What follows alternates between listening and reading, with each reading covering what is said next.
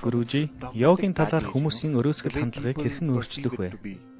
Үүнээс оргон зайлах аргагүй. Шинжлэх ухаанд догматизм буюу хоосон сургаалд нэвтэрсэнтэй адил улс төрөөр томоохон шашин, нийгмийн амьдралд нийгмийн ангилал бий болсон шиг бидэнд үүнээс зайлсхийх арга байхгүй. Харин бидний хийж болох зүйл гэвэл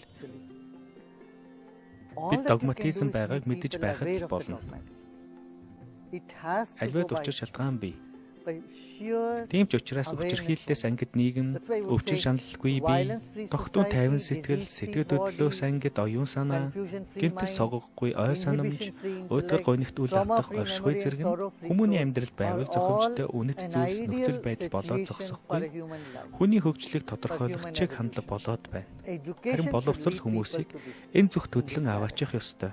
Боловсролын тогтолцооны аль нэг хэсэгт бид хүмүүс догма буюу өрөөсгөл хандлага зэргийг хэрхэн хүлээж авч байх талаар зааж сургаж байвал зохилтой. Сайн явагч хүн амьдрал болон хорвоо ертөнцийг огт өөр хүлээж авдгийг хэлхэн зүйтэй.